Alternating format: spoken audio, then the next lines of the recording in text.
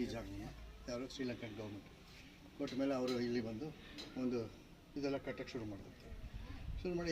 ಮಾಡಿದಾಗ ಇದನ್ನು ಅಗದಾಗ 12.5 ಅಡಿ ಬಾಣ ಸಿಕ್ತು.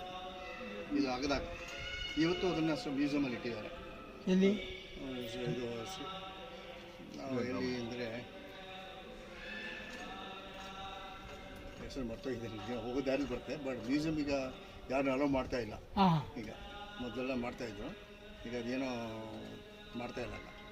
ಸೊ ಆ ಮ್ಯೂಸಿಯಮಲ್ಲಿ 12.5 ಅಡಿದು ಬಾಣ ಇಟ್ಟಿದ್ದಾರೆ. ಆ ಬಾಣ ಇಲ್ಲೇ ಸಿಕ್ಕಿದ್ದು. ಸೊ ಅದು ನೋಡಿದ್ರೆ ಅದ್ರ ಮೇಲೆ ಶ್ರೀರಾಮ್ ಅಂತ ಬರೆದಿತ್ತು ಅದ್ರ ಮೇಲೆ. ಆಮೇಲೆ ಹೀಗೆ ರಿಸರ್ಚ್ ಮಾಡ್ತಾ ಎಷ್ಟನೇ ವರ್ಷದ್ದು ಅಂತೇಳಿ ಅದನ್ನು ಮಾಡಿದಾಗ ಅದು ರಾಮಾಯಣ ಕಾಲದ್ದು ಅಂತ ಪತ್ತೆ ಹಚ್ಚಿದ್ಮೇಲೆ ಅದು ಇಲ್ಲೇ ಸಿಕ್ಕಿದ ಮೇಲೆ ಶ್ರೀರಾಮ ಅಂತ ಬರೆದಿದ್ದ ಮೇಲೆ ಅದು ಮೋಸ್ಟ್ಲಿ ಹನುಮಂತದಿಂದ ಇರಬೇಕು ಅಂತೇಳಿ ಹೀಗೆ ರಿಸರ್ಚ್ ಮಾಡ್ತಾ ಆಮೇಲೆ ಗೊತ್ತಾಯಿತು ಅವ್ರಿಗೆ ಭಾರತದಿಂದ ಜಿಗಿದು ಬಂದಾಗ ಅದೇ ಲಂಕಿಣಿ ಫಸ್ಟ್ ನಾವು ಬೋಟಲ್ಲಿ ಹೋದ್ವಲ್ಲ, ಆ ಲಂಕಿಣಿ ಅಲ್ಲಿಂದ ಬಿಡಿಸ್ಕೊಂಡು ಬಂದ ಮೇಲೆ ಫಸ್ಟ್ ಹೆಜ್ಜೆ ಇಲ್ಲೇ ಇಟ್ಟಿದ್ದು ಹನುಮಂತ. ಹೌದು, ಇಲ್ಲಿ ಇಟ್ಟು ಸೀತೆ ಮಾತನ್ನು ಹುಡುಕೋದಕ್ಕೆ ಶುರು ಮಾಡ್ತಾನೆ ಅಂತೇಳಿ ಹೇಳ್ತಾರೆ. ಇದಾಯಿತು. ಸೊ ಇಲ್ಲೇ ಪಕ್ಕದಲ್ಲಿ ಅಶೋಕವನ ಇದೆ. ಇದಾದಮೇಲೆ ಅಲ್ಲಿಗೆ ಇದಾಯಿತು. ಅದಾದಮೇಲೆ ಇಲ್ಲಿ ನೋಡಿ, ಇಲ್ಲಿ ಒಂದು ರಿವರ್ ಹರಿತಾ ಇದೆ ನೋಡಿ, ಕೊತ್ತುಮಲೆ ರಿವರ್ ಅಂತ ಹೇಳಿದಕ್ಕೆ ಹೆಸರು ಕೊತ್ತುಮಲೆ ಅಂತೇಳಿ.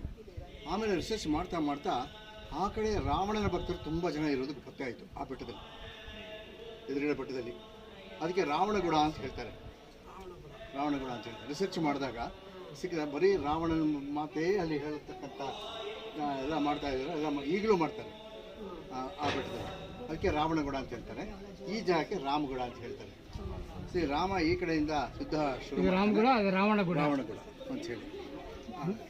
ಇಲ್ಲ, ಅವ್ರ ಆಫೀಸಲ್ಲಿ ಎಲ್ಲ ಹೋಗಿದ್ದಾರೆ ಅವರು. ಇದ್ದರೆ ಅವರು ಚೆನ್ನಾಗಿ ಹೇಳೋರು. ಅದಾದಮೇಲೆ ಅಲ್ಲಿ ಇದಾಯಿತು.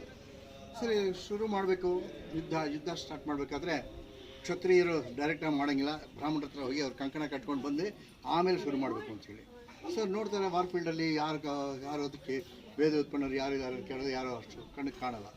ಆಗ ಆ ಕಡೆಯಲ್ಲಿ ರಾವಣ ನಿಂತಿರ್ತಾನೆ. ಅಲ್ಲಿ ಅಂದರೆ ಡೈರೆಕ್ಟ್ ಯುದ್ಧ ಆವಾಗ ಸ್ಟಾರ್ಟ್ ಆಗಿರಲ್ಲ. ರಾಮನಿಗೂ ಫಸ್ಟು ಸೈನ್ಯ ಎಲ್ಲ ಸ್ಟಾರ್ಟ್ ಮಾಡ್ತಾರೆ, ಆಮೇಲೆ ರಾವಣ ಯುದ್ಧ ಆಗುತ್ತೆ.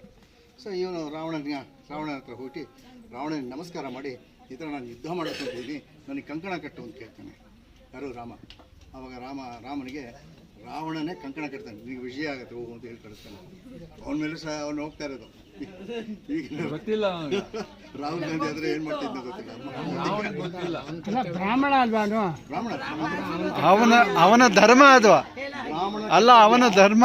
ಅದನ್ನು ಹೇಳಿದ್ರೆ ಈಗ ನಮ್ಮಲ್ಲಿ ಶ್ರಾದ್ದಗಳೆಲ್ಲ ಮಾಡ್ತಿರಲ್ಲ, ಯಾರಾದ್ರು ಬಂದು ಬ್ರಾಹ್ಮಣ ಬರಬೇಕು ಅಂದರೆ ಇಲ್ಲ ಅಂತ ಹೇಳೋಂಗಿಲ್ಲ, ಹೋಗ್ಲೇಬೇಕು ನಾವು. ಆ ಥರ ಎಲ್ಲ ಇದೆ, ಧರ್ಮಶಾಸ್ತ್ರದಲ್ಲಿ ಇದೆ ಅದು. ಸೊ ಹಾಗಾಗಿ ರಾವಣ ಅವ್ನಿಗೆ ಗೊತ್ತಿತ್ತು ನಾನು ಇವನ ಯುದ್ಧ ಮಾಡಬೇಕಂತ ಎಲ್ಲ ಗೊತ್ತಿದೆ, ಎಲ್ಲ ಸಜ್ಜಾಗಿದ್ದಾರೆ ಸೈನ್ಯ ಎಲ್ಲ. ಆದ್ರೂ ಅವನು ಕಂಕಣ ಕಟ್ಟಿ ಆಶೀರ್ವಾದ ಮಾಡ್ತಾನೆ. ಎಂಥ ವಿಪರ್ಯಾಸ ನೋಡಿ. ಅದಾದಮೇಲೆ ಇಲ್ಲಿ ಯುದ್ಧ ನಡೆಯುತ್ತೆ. ಅಂದರೆ ಮುಂದಕ್ಕೆ ಗೊತ್ತಿದೆ ಹೇಗೆ ಆಗ್ತಿದೆ. ಸೊ ಇದು ಆಂಜನೇಯ ದೇವಸ್ಥಾನ ಆಯಿತು. ನೆಕ್ಸ್ಟ್ ನಾವು ದೇವಸ್ಥಾನ ಕಟ್ಟಿದ್ರು. 1000 ಜನ